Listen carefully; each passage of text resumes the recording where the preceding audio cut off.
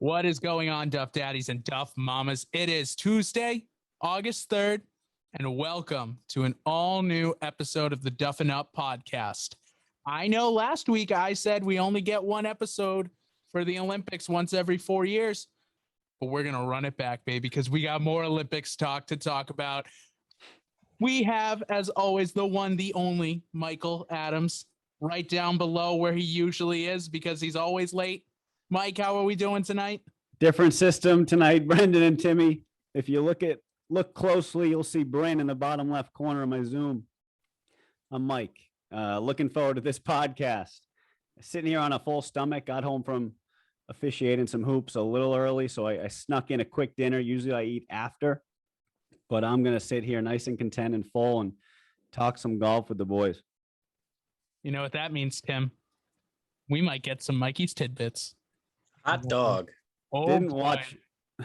I'll be truthful. Didn't watch much of the Olympics, but I know the winner, and I know I'm ashamed of what I said last week. Xander, way to take it home, but I don't want to steal anyone's thunder here. Oh man, that crow is going to be delicious when I serve that on a hot steaming plate in a couple of minutes. But I know I already kind of introduced him, but as always, we also have the Irish Chooch himself, Timmy O'Reilly. Timmy, how are you doing this fine evening? Well, I'm good, Brendan. As soon as Xander won that thing, I'm like, oh, Brendan's going to talk about his black crow again. I'm like, holy hell. And then so yeah. All right. So I've come to the conclusion that we had the discussion last week. Is Cameron Champ better than Tony Finau? And is Cameron Champ by the transitive property better than Xander Schauffele? We can say that Xander Schauffele is better than Cameron Champ, but Cameron Champ is better than Tony Finau. I want to just publicly apologize to Xander. Yep. Just public apology. I mean, hell yeah. Had never rooted against him, but love seeing him stand atop that podium, man. And for the good of his family, and just so proud of him. He won for us. He won for the US too. I was chanting USA all last week. I was rooting for Patrick Reed just to come in and win it. Got the entire internet upset. Xander held him off. never wavered. Oh, you know, I know you guys think that Xander won this for America, but you know who Xander won this for? Yeah. Xander won this for his number one fan who has had to deal with all of your guys' nonsense about how Xander Schauffele is never going to win the big one, how Xander Schauffele is always the bridesmaid, never the bride, how Xander Schauffele shouldn't be considered a top 5 golfer, how Xander Schauffele shouldn't even be on the U.S. team. Well, guess what? He is going home with that. Rory Sabbatini finished second. Rory Sabbatini. I mean, it was only 60 players in the field, and 3/4 of them were not the best golfers. But I don't want to take anything away. I'm not taking anything away. Mike just doesn't want to eat the crow right now. He just interrupted the crow. I publicly apologize. What more can I do? Oh man. I mean, I think I just said something along the lines of he's not going to win it, you know, and he's wrong. He proved me wrong, and I'm wrong. Boy. It was just such a sight to see. And there were some good golfers behind him, like Hideki. I mean, playing for Japan in Japan. He was there, you know. Did you guys watch the first day? It was what was it, Thursday or Wednesday, whatever. Wednesday night, yep. Wednesday night. They were talking about they were putting lights out. There was this one green where they were so surprised when people were missing. I mean, people were putting from like 15, 20, 25 feet out, and they were just draining putts.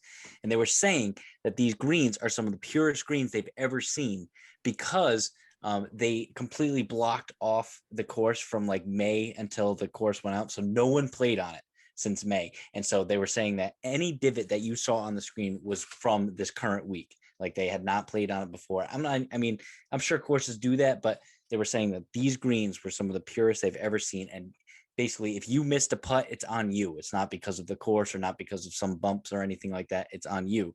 So it was very incredible to see what a display of putting from, especially in the first round, from everyone. And it showed when Rory Sabbatini, people like him, shot a 10 under on the final day to backdoor second his way into a silver medal. But yeah, taking nothing away from Xander Schauffele, good for him. And he is a great putter, and he's a pure player, and he conquered a pure course. So it kind of makes sense when you put it together like that. So that's what I got. Good for you, Brendan. Good for you.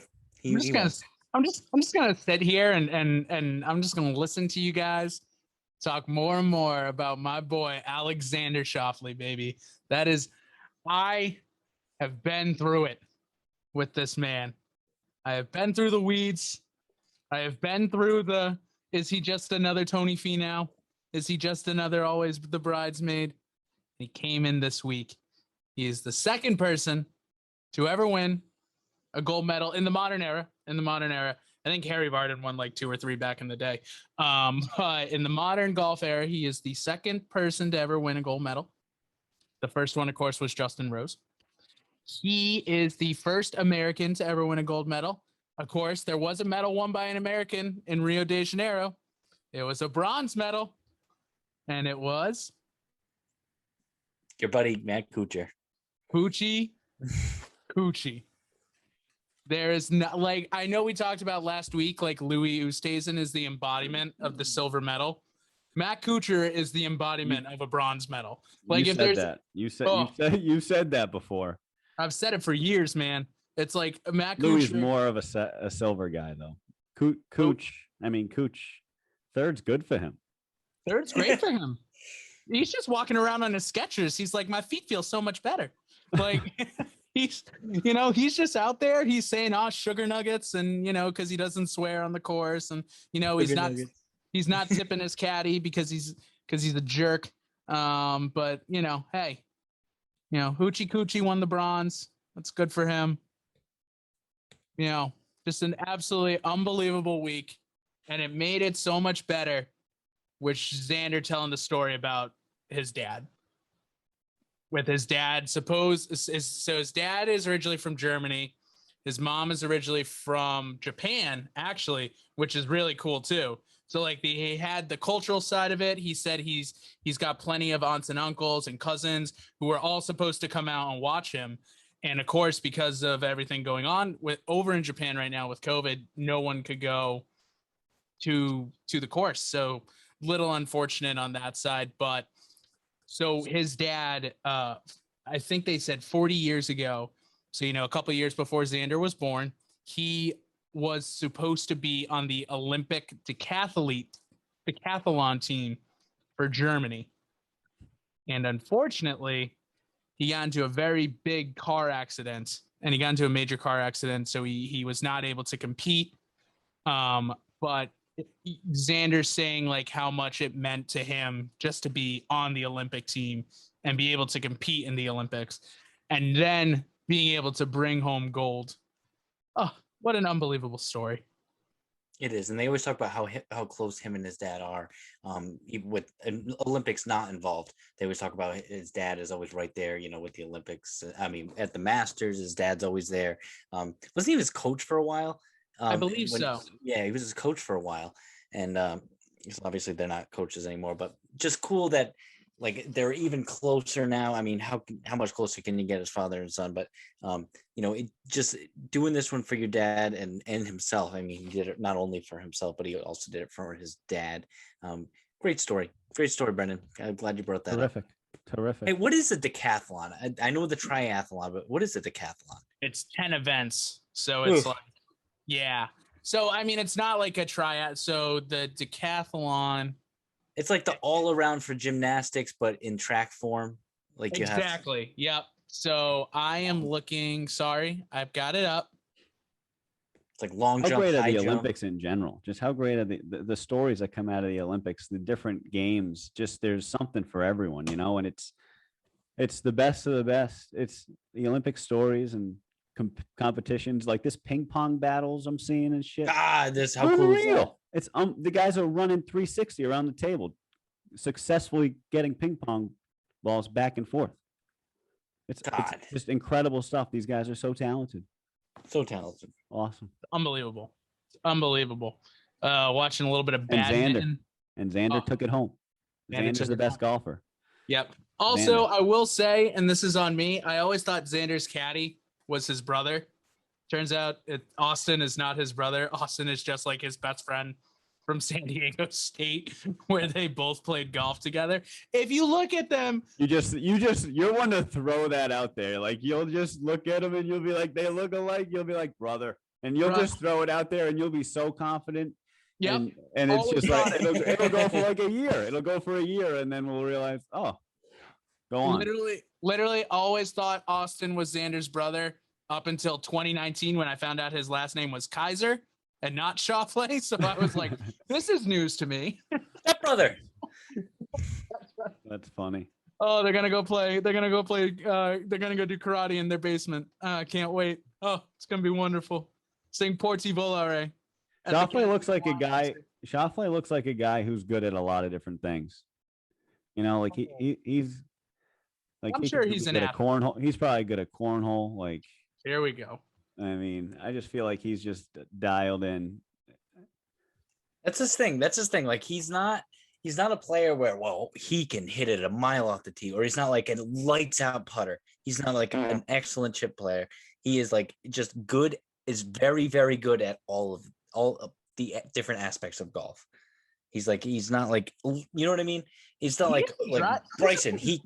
Bryson, like, he can hit the ball far. What? Say that again, bro. He's a pretty big hitter. Like, he's a pretty big long hitter now. When he first came on, he was not. When he first came on, he was like a jack of all trades. Then he's slowly but surely been hitting it farther and farther. But I agree. Like, he's not, like, you don't think of him as like Bryson or Wilco Nienabar or like some of those guys. You know what I mean? But he's got like good distance, but he definitely is much more known as just like Eddie, always going to be there. Right. Love him. Oh, what a week. What a week for Xander. What a week for Brendan. What a week to absolutely just shove this right in Mike's face. I forget what else I made Mike eat crow on, but this is the second time on the podcast where Mike has had to eat just some beautiful black crow. John Rahm. Literally the two worst people you can eat crow on. John Rahm, the number 2 player in the world, and Xander Schauffele, the number 4 player in the world. And you're just going out there. I'm gonna start hating on Tiger next. Oh boy. You know, like, Tiger, get at it. Like, I'm not going there. I love him too much. Like, if you ever did that, Michael. I love him too much. Ooh. We would have to like send you legitimately to you see pictures of him walking though and looking better. I mean, his legs must have got fricked. I mean, his legs, I can't imagine. Yeah, dude, he's still a year away. Like, he's still at least a year away. Like, I'm not putting no timeline on it. No timeline. I don't think he's going to play in the Masters next year, but that's just me. It's possible. Come on, man. Very possible. Maybe like give him a cart. I like it, Brendan, though. You know, like, just reverse psychology. Like, just he's not going to reverse psychology. He's not going to be there. He's not going to be there. Yeah. Plan for the worst, hope for the best. That's all that matters. So, you know, we were all riding high off of Xander's gold medal, and it was a thing of beauty. And then we come to arguably the worst thing that could have happened at the Olympics in golf, and Rory Sabbatini winning the silver medal. Like, who questioned me putting him in my daily fantasy lineup last week? One of you guys said something. Oh, I always say something about I hate Rory Sabbatini. Like, that is very well known. It's like Ian Poulter, Rory Sabbatini, Bryson. Just doing it for his country, Slovenia. Well, it's Slovakia, number 1. Slovakia. Number 2, he's from South Africa. He just married a lovely Slovakian girl who I'm sure is wonderful and was his caddy this week. Oh, really? Oh, yeah. So he's from South Africa. Yes, he's from South Africa. If you did notice, a lot of guys did not have their normal caddies this week too. A lot of people had family members, or mostly family members. Shane Lowry did not have what looks like his dad, even though it's not his dad, who is his caddy. The big white bearded guy. He had his brother, who I think's name is Aiden, on the bag. Rory Sabbatini had his wife on the bag. CT Pan had his wife on the bag. So it was really cool. I think Rory had his regular caddy. I know Morikawa had his regular caddy. Xander obviously had his brother Austin Kaiser obviously had his stepbrother Austin Kaiser on the bag. So little tidbit there, but I mean, the Sabatini thing is just kind of gross. 10 under though. 10 under on the last day is something, man. I remember. Yeah. I mean, he was make more than half. Whoa. I mean, he was 6 under through 9 holes. And I was just like, whoa. When he hit that eagle, when he chipped in for eagle, I was like, or not even chipped in, pulled out from the fairway for eagle. I was like, oh boy. Here we go. This isn't good. So how many eagles did he have? Just one? Yeah, I think he just had that one eagle. But, I mean, he played really well, but it's just like, I don't know. I would have rather had Patrick Reed, and I'm not even the biggest Patrick Reed guy either, but boy, Rory Sabbatini just like one of the least likable golfers ever. Would you have rather had Paul Casey or Ian Poulter win over Rory Sabbatini? Paul Casey for sure, even though he's not my favorite, and I've made that very, very well aware. Poulter's tough. I'm all in on Poulter over Casey and Rory Sabbatini. Oh, I know that, but I'm asking Brendan because I know he's not a. I know that. Yeah, I'm really not an Ian Poulter guy. That's the problem here. I'd probably have I would rather have Poulter win a medal than Rory Sabbatini for sure. Yeah, I feel like Poulter's earned it more than Rory Sabbatini. Rory Sabbatini just started doing the Slovakia thing so he could make the Olympics because he knew he wasn't going to make the South African team. Slid in the back door, baby. Oh, it's not even fair, and he wins a silver medal. I don't even know if he goes to the. I know he lives in Bratislava now and like all that bullshit, but I don't know. It's just upsetting. Just gets a dual citizenship kind Seriously. of thing. That's cool. Yeah, I'm gonna get dual citizenship in like Monaco, a place where they don't play golf, and then I'm just gonna try to qualify for the Olympics. Right. Let's do that. I mean, they had guys. It was kind of crazy how many guys they had. They had one guy from the Czech Republic who I think finished dead last. They had Højgaard from Denmark. They had 2 guys from Finland who are both actually pretty darn good players. They had Adrian Maronk from Poland who played. So it's interesting to see what countries do get in and what countries get multiple guys. Like Mexico had 2 players. Denmark had 2 players. Finland had 2 players. Japan had 2 players. I was a little surprised Japan didn't have, or not just Japan. South Africa only had 2 players, but I think that's also because Louis decided not to go and Brandon Grace decided not to go. So I think they lost out on those guys too. But it was very interesting to see, at least on the men's side, the only 4-man team was the U.S. How does that even happen? They go by world golf ranking, so I don't think it's not an ideal situation. It should be better. It needs to be better. That's dumb. Why John Rahm's replacement +5, 59th out of 60. Low rough. Jorge Campillo. Who was 60th? Was it the guy from Czech Republic? O is the start of his first name. Lieser, Lieser. Andrej Lieser. Yeah.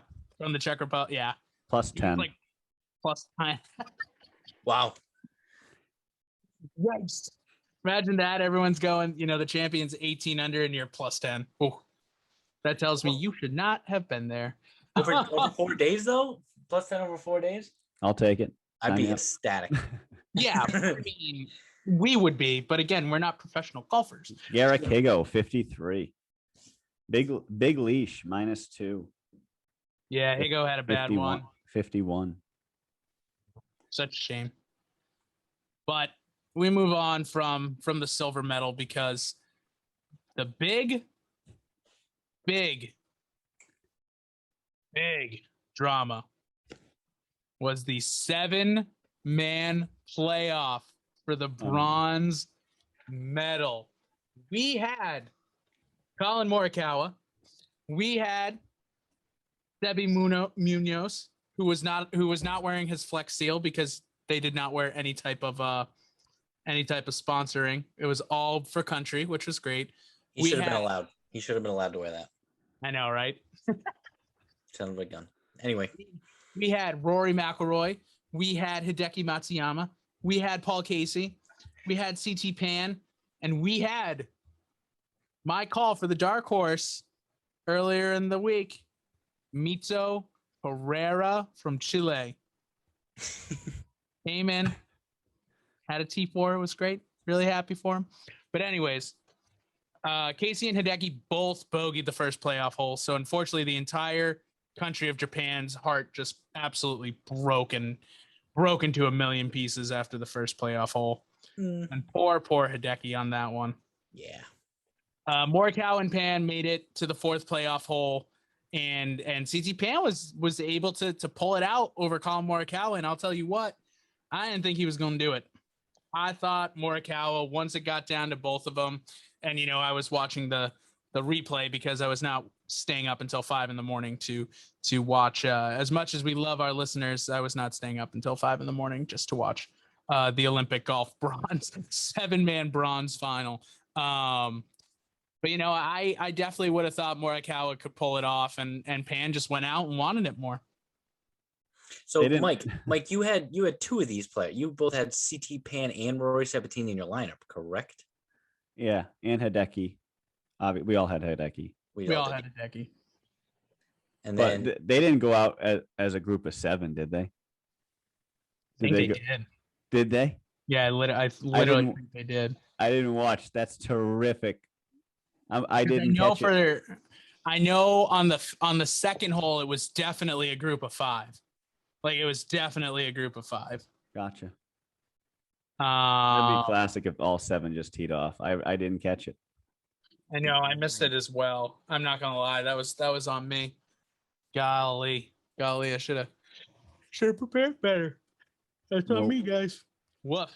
Should have stayed up for it. But I do think this is great for Chinese Taipei. Thank God. What it's called? Is that what it's bring called? That back up. Yeah, that's CT Pan is from Chinese Taipei. Let's go. Big time win. The Republic of China, Chinese Taipei, something. Taiwan. We're not allowed to say any of the last two, but we are allowed to say Chinese Taipei. So very good. Really happy for CT Pan. Started out after round 1, tied for 58th. Wow. Able to claw and scratch all his way back into the bronze medal. That's impressive. He did the same thing at the Honda Classic. He was down, and then up until the last day, I believe he came in second. And that was the last time we really heard of CT Pan this season until right now. But CT Pan won Harbortown in 2019 or maybe 2018. Yeah, he's a good golfer, man. He's awesome, but he does kind of go like on stretches where you're just like, oh, I totally forgot about him. Yeah. But when he resurfaces, you're not really overly surprised. No, him and Haitong Li from the People's Republic of China, the guy with the crazy swing. He's also like that too. Like he'll come out of nowhere and finish like tied for 4th, and then he'll be gone for a little bit. He's a lot younger too, right? I mean, Tom Lee, yeah. CT Pan, I think, is in his 30s. Is he really? He looks young. That is true. CT Pan is 29. Huh. Man, he looks good for. Hey, your boy Rasmus Højgaard was at least 6 under par. Hey, he did great, man. The Danish Dynamo, first Olympics. Tied in 38th. The Danish Dynamo. The Danish Dynamo, man. He's gonna he has not played well when he's come over to the U.S. He may just be a European Tour guy. There are some guys out there, Seve Ballesteros, besides the Masters, probably a perfect example of a guy who just absolutely dominated on the European Tour. Bernard Langer, huge domination on the European Tour, and then he turned 50 and he was like, okay, now I'm going to come to America and beat everyone, which he did and still does to this day. But, great for CT. Really happy for him. Really happy for Chinese Taipei to get a nice little medal in golf. And my heart does still break for Hideki, though, because what a great story coming into it. He had just won his first major, Japan's first ever major on the men's side. He had won two amateur championships at this course previously. And I mean, we all picked him in our lineups. I think the world picked him basically in their lineups. And it just wasn't meant to be. Would have been a surreal year for Hideki Matsuyama. Would have been even bronze. If you're him, you're taking that. But hey, he won the Masters, so it's not like it was a bad year by any means. No, not at all. And one of the things I did want to talk about too is, we did come into it a little bit this week with that kind of Olympic feel was not really still on the golf side. I think that, we definitely heard it in 2016 that a lot of players just didn't want to go. They didn't see the point of going to the Olympics to play golf. Rory was a huge guy on that side being like, it's not even worth it. I'm not going to go. Rory comes in this year, hatless Rory puts up a T4, comes out of it. He was like, I could not have been more wrong. Olympic golf is amazing. I'm so happy I played. Big advocate for no hats on the golf course. Also, well, that's because you have amazing hair. Some of us got to hide our bald spots. Come on now. But also there was in the Rio, a lot of players didn't go play golf. A lot of athletes didn't go to Rio because it was very dangerous. Yes. There was Zika virus and there was some other stuff, I think, like politically going on and everything too. There was some violence going on over there as well. I'll tell you, my wife, Bryn, I mean, we've been watching all types of sporting events throughout the Olympics. And every time I change it to the golf channel, she starts snoozing, or she's like, get this the hell off the TV. So, I mean, I'll tell you, it didn't win the heart over of my wife. And hopefully it wasn't as boring as she thought it was. Maybe she just wanted just not let me watch my golf, watch other Olympic sports, which we've been dabbling with, which have been hella fun. But all right. So I have a question then. I don't know. I don't know. Just in terms of Olympic thrill, it's just who's going to sit down and turn on golf unless you're an absolute golf junkie, Well, I agree. And we've talked about it. There needs to be some type of Ryder Cup feel. Team aspect. Right. Like a team. When it gets down to the wire, you got a team the elimination. Americans don't want that because we stink at team golf. We are very individualistic golf country. That's for sure. Just felt like it was kind of a snoozer. Kind of came and went, I bet, for the majority. Well, now I have a question. So she correct me if I'm wrong. She's an avid tennis fan. She's a diehard tennis fan. So is she? I like watching tennis. Like I love to watch Wimbledon. That is the premier tournament of the year. Like we haven't been watching any tennis.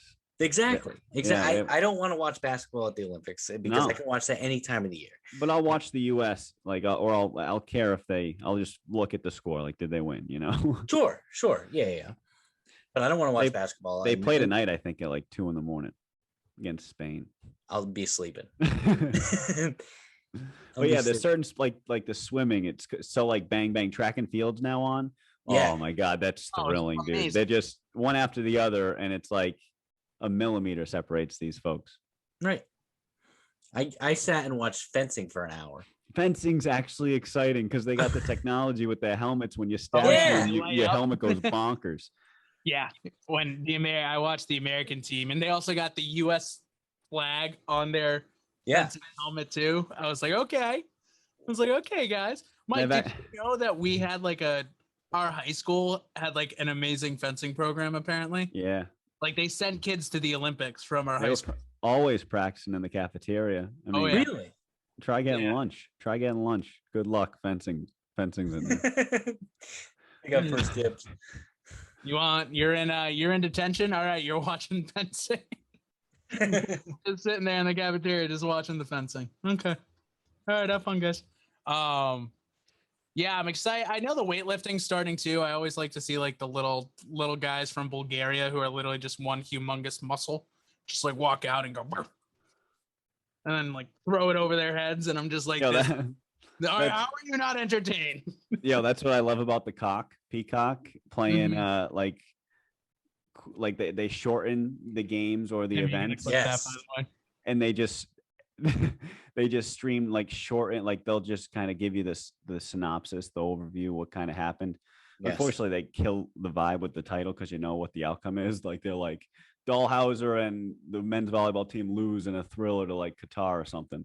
But it's like, all right, I mean, damn me, I just want to watch it and then find out. But no, like there's one segment like the screams, like the best screams like of the Olympics so far. It's just these people put their heart and soul into this stuff, and these people just do something so good and they know it and they just erupt. So like just the screams are classic. It's so funny to me, but like to them, I'm like, if I was like they're just, oh my gosh, it's just so funny. You got to go check it out on the Cock. Oh, I gotta. But I know what you mean. Yeah, that's like all their life they've been working up to this moment, and if whether they succeed or whether they don't, they let their emotion out because this is the moment that it's motivating. So hard. It's motivating. Great. I loved watching the archery. Oh my god, did you guys watch any of that? I haven't seen the archery yet. They like put it up to their lips too, and I'm just like, what are you doing? Like literally, they pull the bow back and they like kiss it, and they let it go, and I'm like, how? Yeah. What is this? I don't know. There was two South Korean guys who were just nutters, just at like screaming, just absolutely screaming beforehand, and I was like, I was ready for like the New Zealand team to come out and do the haka or something like that with just bow and arrows, but I don't think New Zealand's very good at archery, so I don't think they qualified. But you know, unbelievable to be able to say now that golf is in the Olympics. Really happy to hear some of the guys who were against. I would say. I mean, Rory was like actually openly against the playing golf in the Olympics. Justin Thomas did not have great things to say in 2016 about it and didn't play in it. Oh no, wait, he did play in it, didn't he? This year? Yeah, he did. In 2016, didn't he play in 2016? No, man. Mike, I do like what you said about the synopsises because they showed the U.S. women's soccer team losing in the semifinals, and they just showed like the top 10 plays, and like I didn't have to watch 90 minutes of soccer, which I like soccer. Don't get me wrong, I played it a bunch. I was watching the women's against Canada this morning. It was on delay. I don't know when it was. Did you see that classic final call? The penalty. Yeah, that's like tough to lose on that. Just one goal, a penalty kick on. That chick was behind her and she swung her leg and then appeared in front of her. Yeah. Tough. And I was rooting for U.S. women's soccer. They're fun to watch. Ever since Brandy Chastain and right.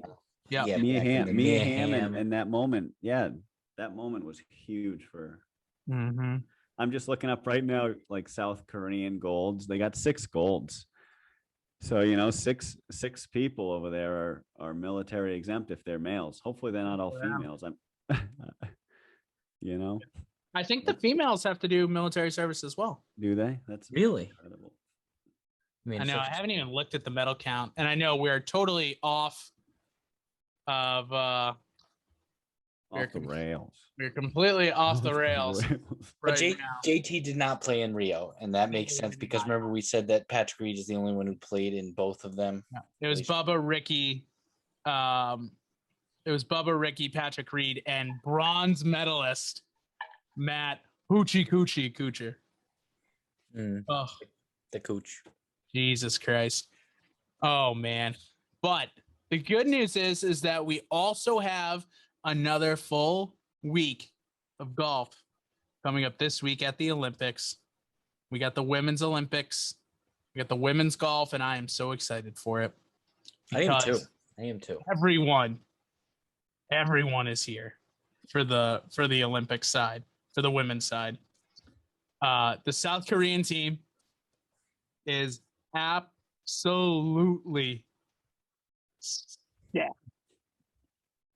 Are you ready for this? I got to get to the phone. We got to bring up the phone. We got to call to the bullpen real quick because I took this picture earlier. We have Jin Yun Ko, number 2 in the world. We have gold medalist at 2016 Inby Park, number 3 in the world. We got Si-Young Kim, number 4 in the world. And we got Yeoju Kim, number 6 in the world.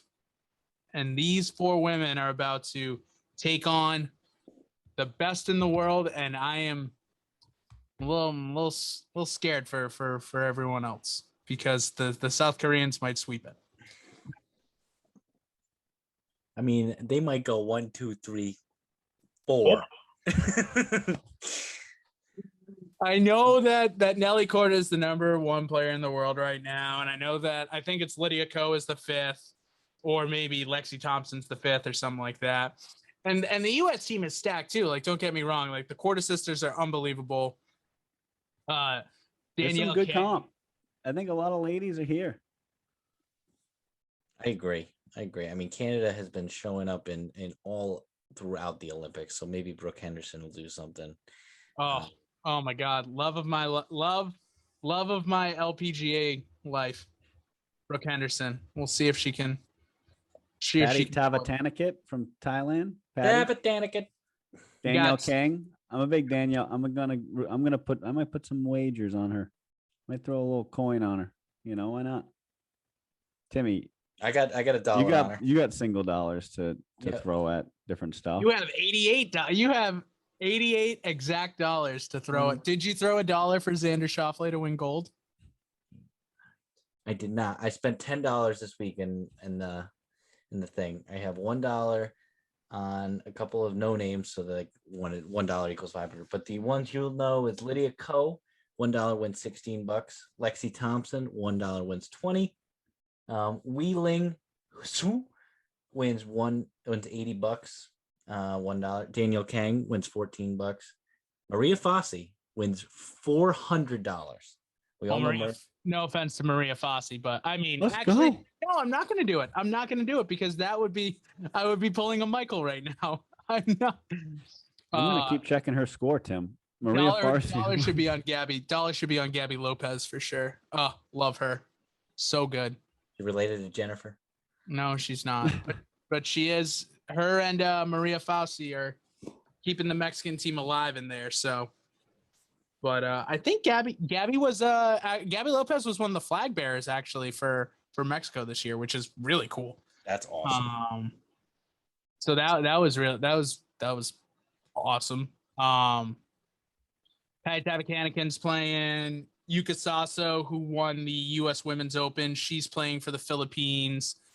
Sophia Popov, who wowed the world last year as the number 350 player and went in and absolutely destroyed the AIG Women's Open. Wow. We'll be playing for Germany this year. It's a very stacked lineup. Like, I am impressed how many good players who are very consistent on the PGA Tour are here. Like, the 725 group is literally Brooke Henderson, Lexi Thompson, Yuka Sasso. That group right there is going to be unbelievable to watch, and it's probably not even the best group. They're playing on the same course, right? Exact same course. Oh yeah. So I'm way in on this. oh yeah. I'll be staying up. I'll be staying up again. So I'll probably watch more of the women's. I didn't watch much men's. I just didn't get to it, you know? Great thing to admit on a golf podcast. Hey, I didn't watch the golf. Okay. Didn't get much to it. No, in all seriousness, do you think this is the biggest platform for the women's golf? Or I mean, do you think this is bigger than at least the Evian Open or the Evian Championship? Oh my God, the Evian's. Well, I'm not going to say it's trash, but yeah, no, the Evian was not exactly the best.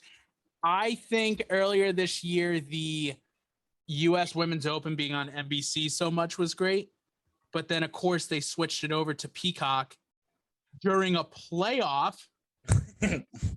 Not the game. I was literally sitting there during the playoff holes. They switched it from NBC to Peacock so they could put on 60 Minutes. What here? What? Like, I don't want to Taylor Twellman this, but what are we doing here? It's cool too when you listen to some of these. Like I was listening to Danielle Kang on the Foreplay podcast. Riggs was interviewing her, and she's like, when she's asked, when she's asked, like, how do you feel about the upcoming Olympics? Like, you feel like they all say, well, she said, like, couldn't be any more jacked up, couldn't be any more excited, really very pumped about getting over there. So I think this means a lot to all of them. Obviously they're going over there and playing in front of nobody and quarantining, and I don't know, it's got to be a hell of an experience though, that village, being in there with all those athletes. Like, that's, you don't pass that up. We talked about that, but it's exciting to see these ladies get out here and tackle it after the men and see what they can do with it all. And there's some good names, man. There are definitely some good names.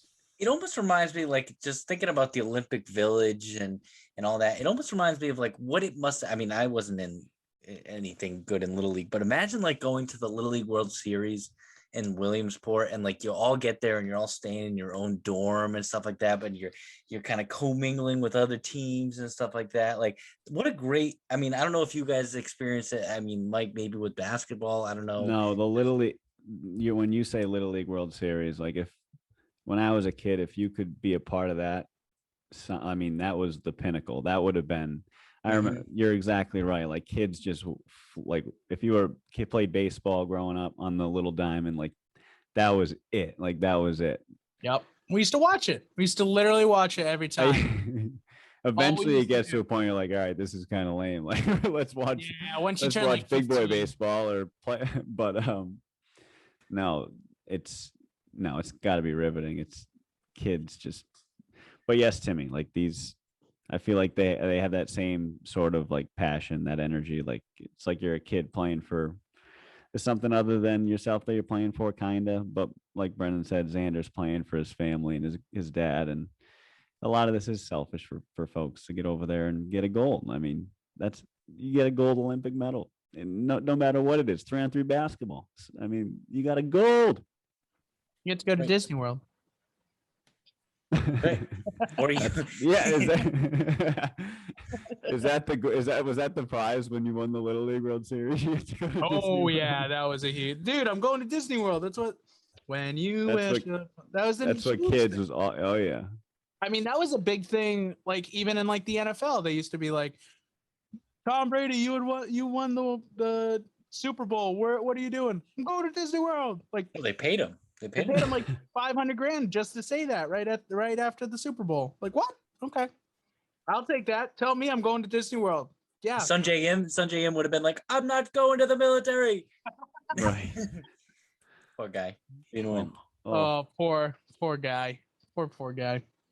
Oh well. I think it's like you got to serve before like 28. So like, can they maybe? He's like on the cusp. Oh, and like he's not going to get another Olympics. But the Olympics is coming in 3 years. Oh, how old is he? I think he's 25. We don't have to look it up, but yeah, the it's kind of exciting that the next Summer Olympics is only 3 years away, right? True. Oh, never mind. Winter Olympics is in 1 year. It's this coming year, right? Sanjay M's 23 years old. Yeah, he's young, huh? Wow. Yeah, that is cool. The Winter Olympics is always cool. Always yeah, cool. I'm actually, I mean, well, you guys know this. I'm very pro winter. I'm pro winter. You heard it here first. He's pro winter. I like the cold. Looking forward to it. Looking forward to it. I like going out. I'll play golf in the snow if I need to. But I'm very pro Winter Olympics as well. It's one of my favorites. So looking forward to that. I know we got a little off track from golf, but we wanted to do a little talking Olympics, guys. One take. Everyone knows the rules. We're not cutting this out. I've been watching a lot of Olympics. That's what I mean.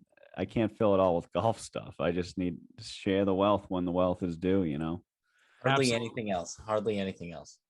Maybe. There really isn't. Yeah, I would agree with you there. There's really not, it's the dog days. And unless you're Timmy, I know you're a huge seam head, but like, unless you are a very, very big baseball person, like getting through the dog days of summer with sports can be tough. Today though is kind of interesting if you're a basketball guy. I mean, the free agency is just kicking off, and you got guys making a bunch of money, going different places, swinging deals. The issue is that the Celtics have all their freaking. I mean, we're all Celtics fans here, and because they're so tied up already with all their cap.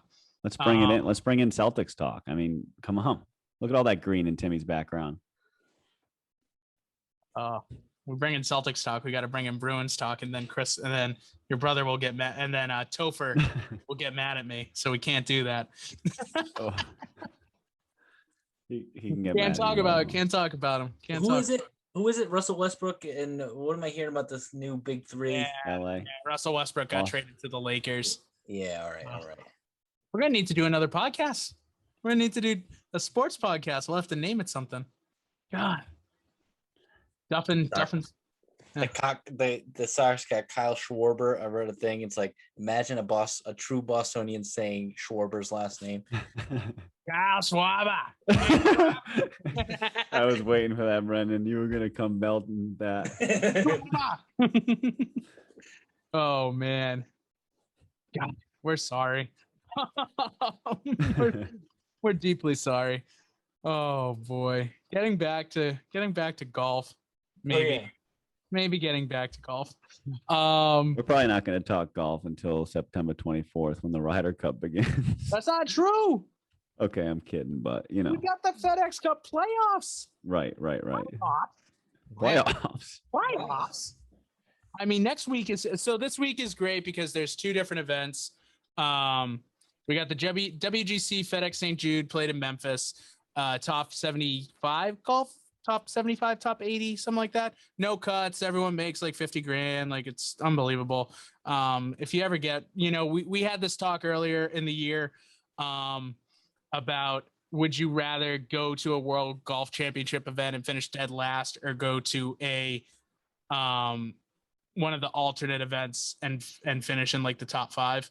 I think I've redacted my take, and I think I would go to the World Golf event because that means I'm a top 70 player in the world. And too late. You know what? Too late. You can't. I know. I needed. It's a take annulment, take redaction, take redaction. But yeah. So we got that out. We got the St. Jude out in Memphis, Tennessee. Great little course they got right there. It's so weird that it used to be played at Firestone. Like, because it was the Bridgestone Invitational, like it was the WGC Bridgestone. So it was played at Firestone every year. And then kind of out of the blue, they just decided to change it to TPC Southwind. I don't totally know why they changed it to TPC Southwind. I don't know why they took it away. from Akron and from Firestone. I'm sure there was something weird that happened, so I'll stay out of it. But I do miss them playing at Firestone because Firestone is a very cool course. It was one where our boy Tiger dominated. He's won 8 times there, I believe. Mm-hmm. He has won 8.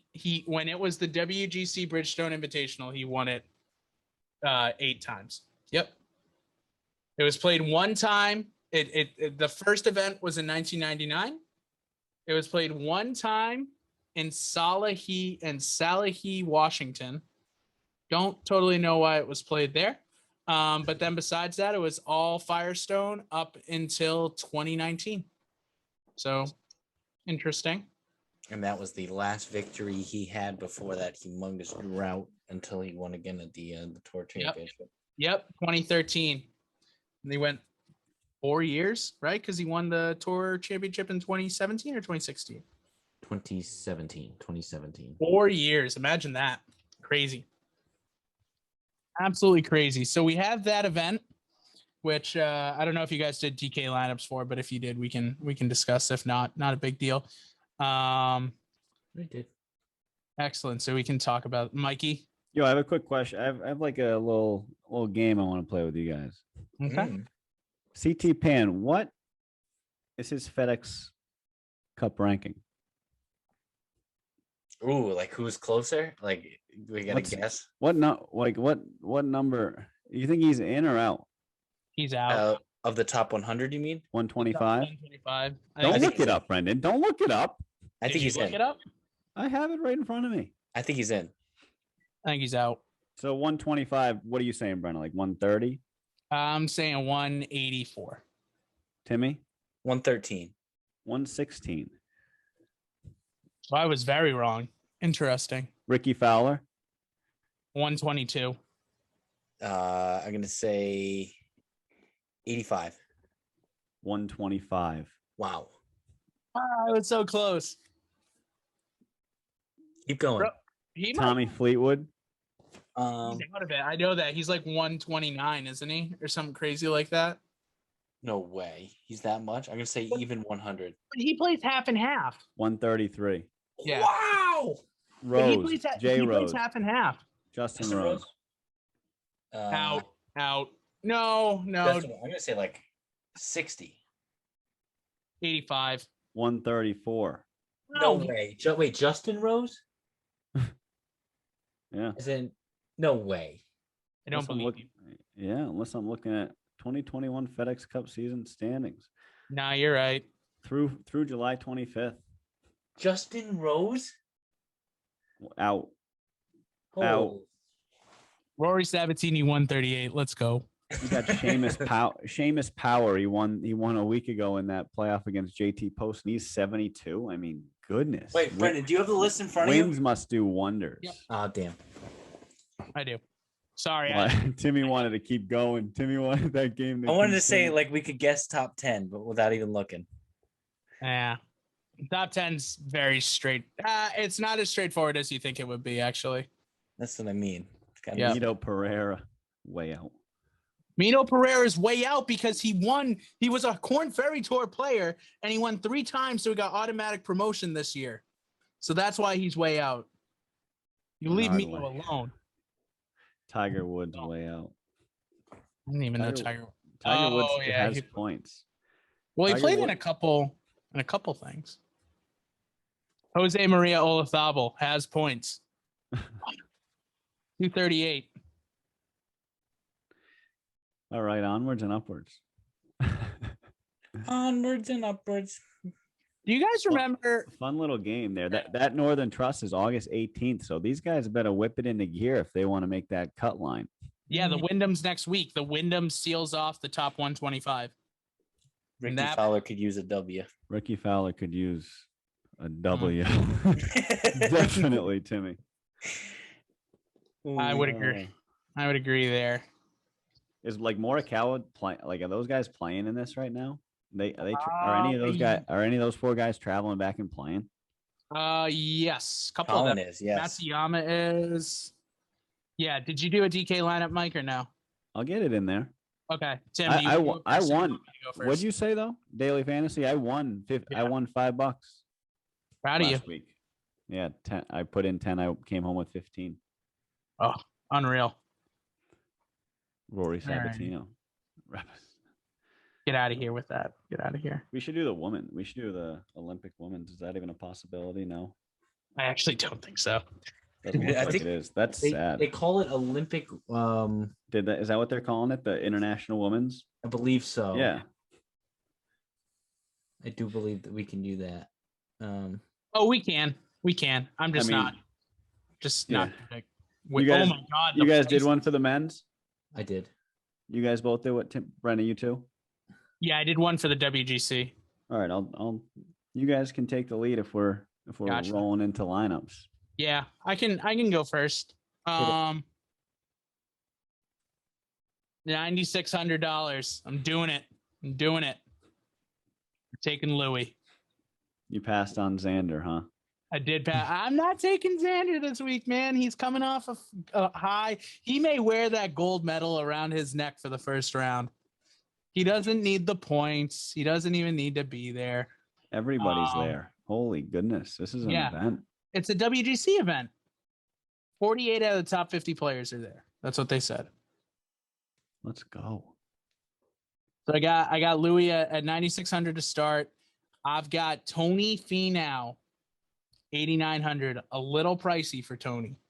I will say that. It's very pricey for Tony, but we're going to take him. $8,400, Joaquin Niemann. Joaquin Niemann. Love him. Mito Pereira was there. I would take him too. It's okay. 8,200, Cam Smith coming home. Jason Kokrak at $7,800. He has won on tour this year at the Charles Schwab. The value. I thought he won somewhere else, but he's got 5 top 10s. He's a good player. And finally, a man who I would never pick unless it's a WGC event. $7,100. Billy Horschel. Billy. Oh, Billy. God, well at the Open. Actually had a pretty good, made the cut at the Open, which is more than I thought he would do. So we'll see how he does. I like the value pick of who'd you say was 78? Kokrak, yeah, that's a good one. I almost Kokrak's good value pick. Yeah. That's a good one. I thought he won something more than just the Charles Schwab. I thought he did too. Yeah, I think you might be right. Like very maybe recent. Maybe it was like something where it was like technically this year, but it was like, you know what I mean? He won. He has 2 victories, right? I think. He won the CJ Cup. Yeah, he won the CJ Cup at Shadow Creek.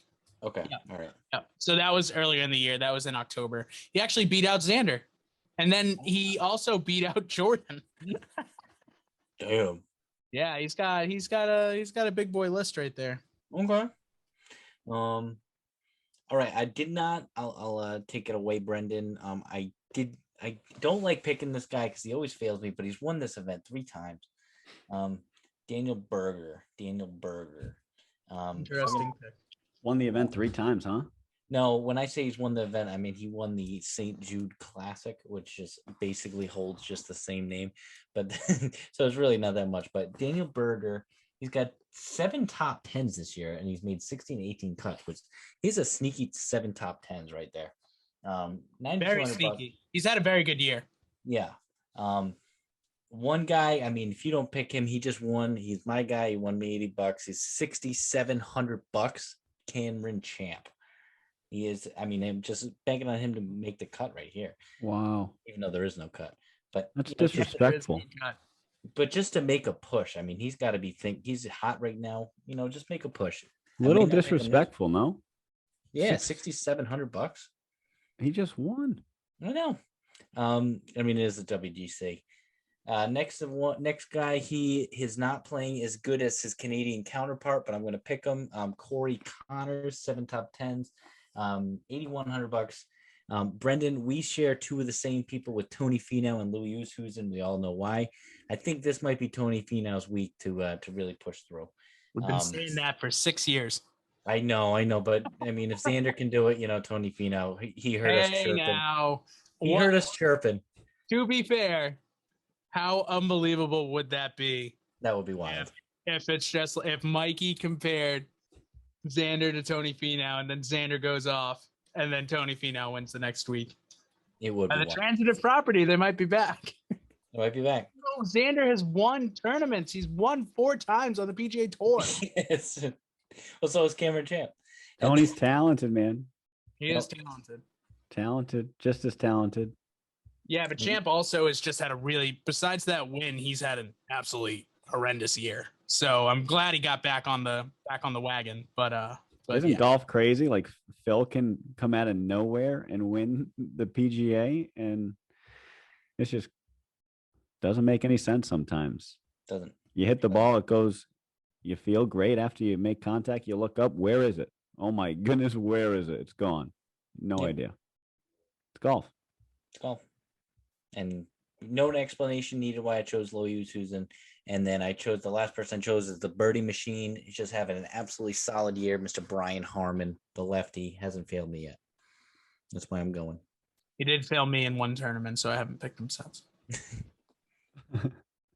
Yeah, Sam Burns just popped up on my list. Just kept scrolling. Oh, Samuel. Dude, he's been so good this year too. You just got him in his worst, absolute worst in the PGA. I got Brooks Koepka. I like it. Yeah, he won it 2 years ago. It's a big tournament. Brooks wins big tournaments. All 3 of us have Tony Finau. Oh, cool. That's impressive. Shane Lowry. Pretty decent Olympics. He played well in the Olympics. I mean, he's hopefully he catches some He's going to have his regular caddy back that looks like his dad. It literally looks exactly like him, but 30 years older. I'm telling you. He's a little shorter, right? He's a little bit shorter, yep, but he's literally got the exact same beard, but it's white instead of red. He's got the exact same haircut, but it's white instead of red, and they speak exactly alike. Hot dog. Shano. Still picking? Harris English. Great pick. And unbelievable value with that pick too. It's what, $7,500 or $7,600? 76. Oh my God. Yeah. Tyrrell Hatton. Tyrrell. I'll just keep your composure out there. Maybe make a cut. Just don't blow. No, we want you to yell. We want you to Tyrrell Hatton this. Come on. Make the cut and just be the anchor. Like get the worst score, but just don't be that bad. Matt Wolff. I'm gonna take a chance on Matty. He hasn't played in a while. I feel like Wolff had a good 3M Open, I think, right? Did he? I think he played okay. He did throw a club into the on the par 5. He did throw a club into the water. He has been a little open, right? About like mental health and yeah. He said he's been having a little bit of a rough go. I thought I heard that he was kind of enjoying the game of golf now, and I think if he's playing, I haven't really, I don't know, seen him in a while, a top leaderboard, so wouldn't be surprised if he's up there. Mike, I like that pick so much. I'm going to see how much he is on Rhode Island, see if I can put $1 on him. Yes. Let's go. Twin River, here we come. Rhode Island, great state to live in. You can make bets from your home. Right, I haven't done it yet, Timmy. I downloaded the app and it's just sitting there. Do you have to go to the casino to register it first, right? Correct. No. Oh, I thought you did. No. If you're out of state, you do. But wait, technically you were out of state, Michael, when you probably downloaded the app. Now, now I'm in state. And you have an out of state phone number. You have a mass because you're 77. But Timmy, you never had to go to the casino. You can you downloaded the app and started making bets. Yep. I gotta try that. that could be dangerous. That could be dangerous. Did they got him? Matthew Wolff. So if I put $1 down, I win $90. Bang. Bang. Oh man. Oh shoot. Well, 90 to 1. I might put 2. No, you don't put 2. You just put 1. You know that. I always put 1. I'm too much of a weenie. Right. But hey, it's won me in the past. Anyway, is that the last one? Is that your last guy? Yeah, I think that rounds out the ball club. Wow. Great round out. Great as always, guys, with that. The alternative event. Excited about that lineup. Oh yeah. The alternative event that we do have this week is the Barracuda Championship. So it's another great alt event. And the thing that makes the Barracuda and why I watch it and why I think a lot of people watch it, modified Stableford scoring. Oh, that's cool. I do like much Stableford. fun. So much fun to watch the guys go out there and have a huge plus 38 next to their name. And you're like, whoa, this guy stinks. Actually, he's playing very, very well. So it is 8 points for an albatross, double eagle, 5 points for an eagle, 2 points for a birdie, 0 par, -1 bogue, -3 for double bogue or more. Oh yeah. So if you get like a 25 on a hole, it's just -3. Yeah. So you could. So if you're gonna have one hole, blow it the F up.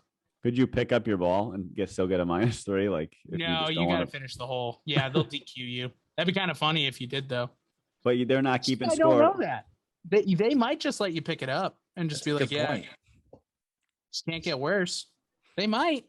So it's that kind of event though. It's like it's Stableford scoring. Like it's not. It is Stableford scoring. Yep. That's cool. That's cool. Oh, it's great. I like Stableford. We should play Stableford. I agree. We tried playing that the other day. Oh, we got so lost. Me, Brendan, Max, and James. We tried playing team. Oh, I don't know why they couldn't understand team match play, aggregate score. Like me and Brendan result in a 13 on one hole. Max and James result in a 14. So they go 1 up in the match. That could not have been conceptualized by the group. I could not get that across in a way that was understood. Let's just say that. So then, and Max wanted to play Stableford on top of that from the get-go. So we were trying to keep both scores. It was a riot. It was just a riot. We couldn't get one score right. Never mind an absolute 2. mess and a half. We eventually got it, and it was just me and Brendan. We talked about it last week. I don't think we went into our scoring style, Stableford and team match play.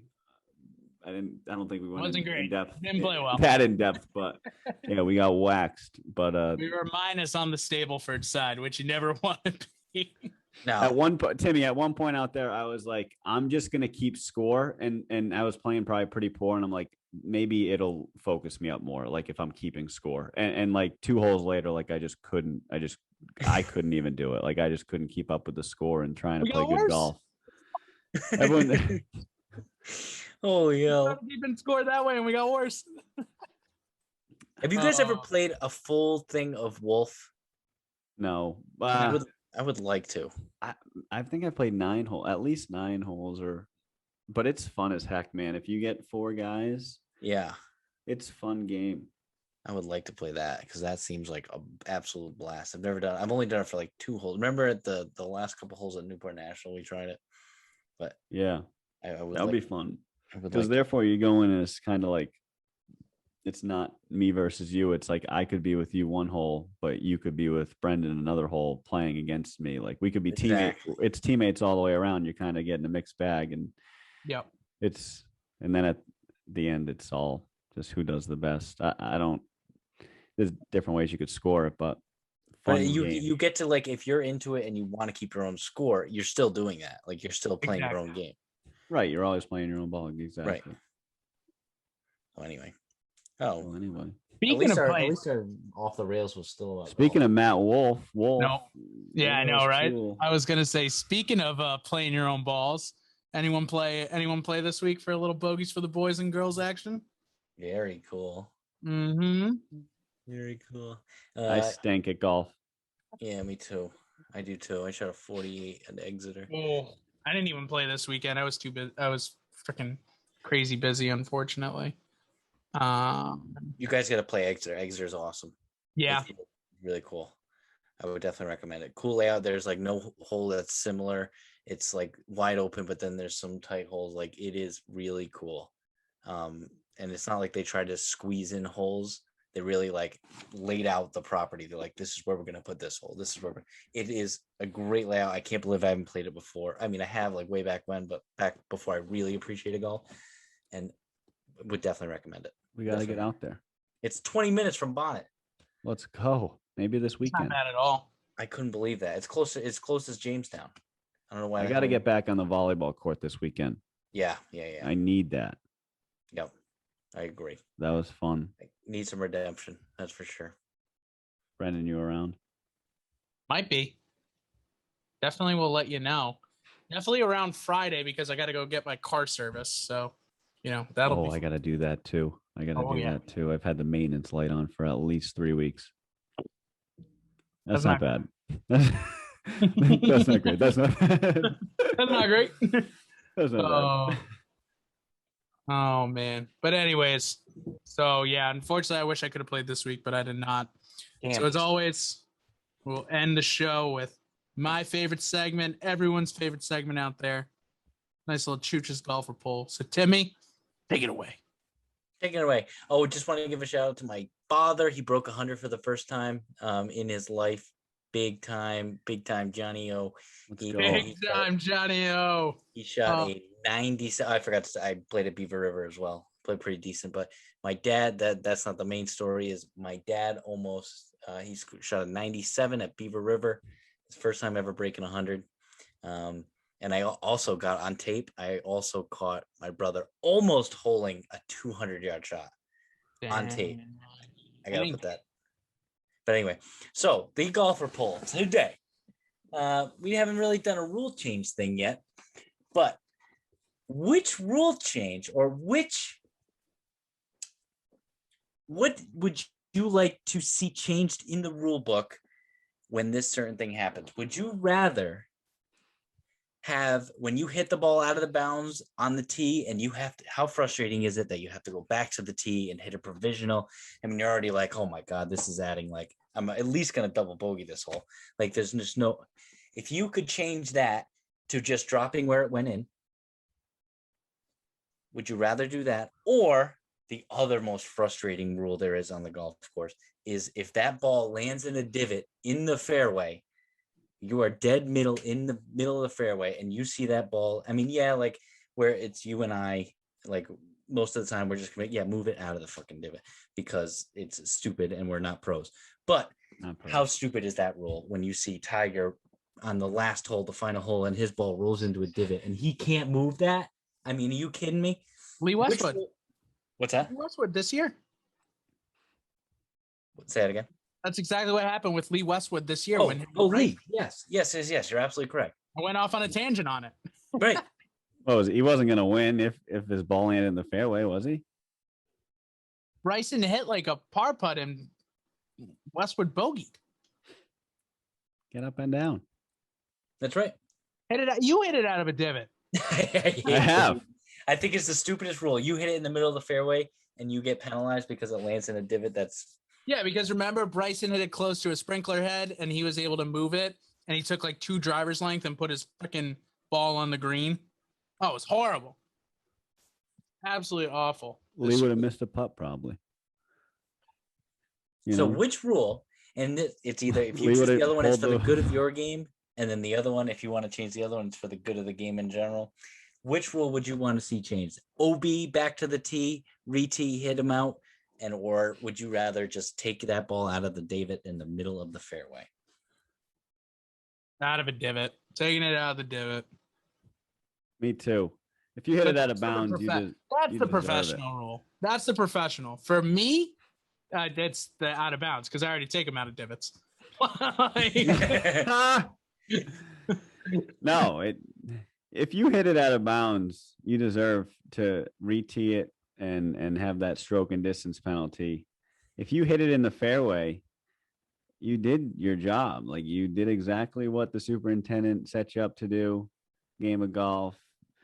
The fairway ends on the left side and it ends on the right side, and there's there's space in between that. And if you hit it in between what's called the fairway, you should absolutely be able to move it out of a divot. That should be considered a sprinkler head or whatever those hazards are marked or called. If Bryson can, like Brendan said, move the ball 6 feet or a club length because, there's a sprinkler head.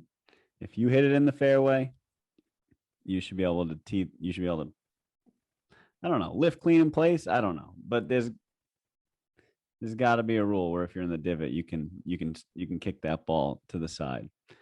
And like I said, OB's OB. Don't go OB. Don't have that mental block. You know what to do, but you're gonna go OB. Just don't go OB after you go OB. Because then you're gonna make a quadruple bogey. And then your round is legitimately ruined. Like you cannot come back from that. Like, if you're trying to break 80, you cannot come back from that. It's very true. With the amount of bogeys I make, do not go OB after you go OB. You're hitting 5 from the tee. Yep. Everybody knows that hole, like Chamawa, like the 7th hole at Chamawa. Like, don't block it right and go, like, just pull it into the first fairway. You're bypassing 2. You're pulling it that far. You know what I mean, Tim? Like, exactly. Play from the second fairway. Oh. You're not wrong. You're not wrong. But yeah, So that's what the golf gods, that's what the golf like historians, the original designers of the game. If you ask them, like, OB's OB, man. Well, if you asked them to, we would still be playing in like Payne Stewart knickers and shirts now, and ties. Timmy, if you asked, like, if you hit it OB, could you like hop the fence, climb the hill, go in the house, knock on the door, and like hit it out of their lawn? Like, if you get the okay, like I might be open for like no OB, like just like anywhere lies, anywhere's game. Anywhere it lies. I mean, if the way the question was posed, because like there is certain like if you hit it off the cliff at Pebble Beach, like you're not scaling those cliffs to go down to the sand and hit a 60 degree. It's a water hazard, though. It's a water hazard. It's different. Water hazard. Is that OB or is that a water hazard? Water hazard. You sure? Even you can play it from down on the beach if you see the ball, or you can drop where it went in. Yes. Yeah. Okay. On the same line, just no closer to the hole. Those are red stakes, babies. Red. Yeah, those are reds, not white. So then, Mike, if you pose that question, what is more frustrating, when you hit a ball OB and you can see that ball right over the fence and you can't hit it, or you hit the ball in the fairway into a divot? What is more frustrating? Oh, that's a good one. What's more frustrating? It's not even close. What, Brendan? Not even close. No, you're gonna say the divot. Yeah, because you hit a perfect shot. You hit a perfect shot. But and it goes into anyway, right? Something you can't hit it out of. You can hit it out of it. You can hit it out of a divot. You've seen pros. You've seen amateurs. You've seen all. I saw a friggin' 4-year-old make. James Monroe hit it. I saw a 4-year-old make a hole in one on TikTok today or Instagram. I mean, it was wild. Like the kid's 4 years. No, he teed it up. But friggin' hit it out of the divot. The way the question was asked, what are you more frustrated with? I hit a friggin' pure drive. I can't control that, but I can control swinging perfectly and having the ball go straight in the fairway, and I'm content. If I friggin' pull one at way out of bounds, way left, I'm pissed. And then if I can see the ball, I'm double pissed, I want to get it to the ball, but I also want to like bang my head against the wall 10 times for pulling it that way. Double piss. I think I'd hit it. I'd hop the fence. I think I'd hop the fence and hit it anyway. I can make par from the middle of the fairway in a divot. You can still hit a bad shot out of there and get up and down for par. If you put it out of bounds and can see it, you have to hole out from the fairway to make par. Then you're going to hit it into a divot, and then you're going to be really, really frustrated. Double whammy. Oh. I got a crooked lie today in a bunker at Ledgemont. I I hit it in a friggin' bunker. So I can't. I'm to blame. Well, what's that rule now that you can just take it out of the bunker anytime you want? It's like Nah, that's not a real rule though. That's it's like I one agree. stroke and then plus you go in the back or something like that. Yeah. Oh, I think that is a real rule though. yeah. It I think is. my mom plays that because she legitimately can't hit it at about like she like just freezes like when It she was tries more- to hit it in bunkers. It was more for COVID, like Yeah. because they weren't raking COVID bunkers. If you had Yeah, that, you but could- she just added it into her game. She's like, all right, taking a stroke. no way. Hey, if you know your game, you know your game. You know, if you know, you know. I think it Oh. is. It's smart. It's a good rule because no pro's going to do it because they know they can get at like they can advance it to the hole if there's any glimmer of hope. But if you're And like if someone's really bad in the bunkers, you take it out. You know what I mean? Like, but practice makes perfect too. Well, what if you have like a Johnny Appleseed lie and it's wedged right up against like the inside wall and you really can't get it out of there? Take I it mean, out. you Take know it what I out. mean? I guess Take it that's out, good. put it behind, and then whoop. Great. Unreal. it's just like if the ball gets stuck in a tree, you take it out and you take the stroke. It's pretty much just kind of making people come to that realization quicker. Keep the Poor pace of play. Mackenzie. Poor keep Mackenzie Hughes on that one. Jeez. Keep the pace of Someone play should moving. Shake the tree for him. Keep those rounds under 4. Someone shake the tree for him one time. I couldn't believe someone didn't shake the tree. Oh man. Well, lads, Fellas, it's been real. Are you gonna play the Olympic music? We still got another week. I am gonna play the Olympic music. You ready? Get on out, let it fly, duff it up, play better. USA. USA. Let's play Wolf at Exeter. Play better. Olympics are great too. Keep watching. Keep the support up. Delayed start. Dun, dun, dun, dun, dun, dun, dun. Brandon, I can't hear a thing.